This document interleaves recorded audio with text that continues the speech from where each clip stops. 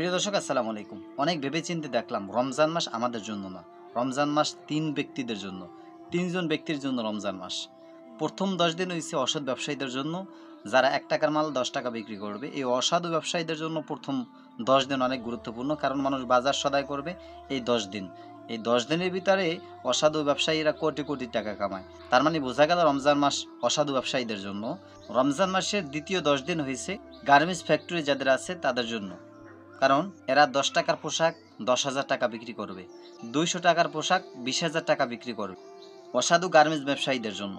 তৃতীয় ১০ দিন হয়েছে লঞ্চ, ট্রলার, গাড়ি, রেলগাড়ি, যাতায়াত ব্যবস্থা যে যানবাহনগুলো আছে, এই পরিবহনওয়ালারা হয়েছে দ্বিতীয় নাম্বার, তাদের জন্য রমজান বেশি প্রয়োজন। কারণ ৫০০ টাকার টিকিটে ৫,০০০ পর্যন্ত নেয়, ১,০০০ টাকার টিকিটে ১০,০০০ পর্যন্ত তারা সংগ্রহ করে থাকে। ঈদের সময় যখন এসে যায় তাদের জন্য লাভজনক। এজন্য বোঝা গেল আমরা ভাই ধৈর্যা, আমাদের দ্বারা কিন্তু রমজানে আমরা শুধু ন্যাকামলি করি, তারা প্রচুর পরিমাণ টাকা কামায় অসাধু ব্যবসায়ীদের জন্য। আজকে গরিব মানুষ রমজান মাসে খেতে পারে না, গরিব মানুষ রমজান মাসে ইফতারি করতে পারতেছে না।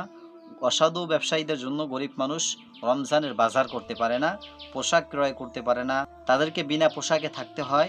গরিব মানুষ বাড়িতে টাকা পয়সা নিয়ে আসবে, সারা বছর কাজ কাম করে কিছু অর্থ উপার্জন করছে, সেগুলা বাড়িতে নিয়ে আসবে দূর থেকে, সেটা আস্তে আস্তে ভাড়াতেই শেষ হয়ে যায়, এরপর বাড়িতে কিছুই নিয়ে আসতে পারে না।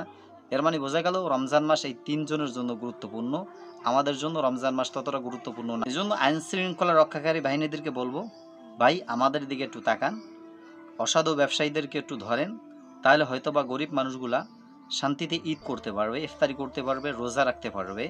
অনেক গরিব মানুষ আছে যারা ইফতারি করতে পারে, শুধু তারা পান্তা বাদ দিয়ে ইফতারি করে, মরিচ পোড়া পান্তা বাদ দিয়ে তাদের ইফতারি করতে হয়, এমন একটা পর্যায়ে এসে গেছে।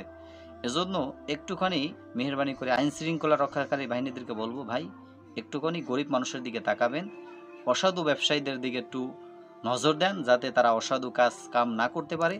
রমজান মাসের উপলক্ষে যেন আমরা সকলেই ইবাদত করতে পারি। আল্লাহ তাআলা আমাদের বুঝার তৌফিক দান করুক। ভালো থাকবেন, সুস্থ থাকবেন, ভিডিওটা শেয়ার করে দিবেন। আসসালামু আলাইকুম।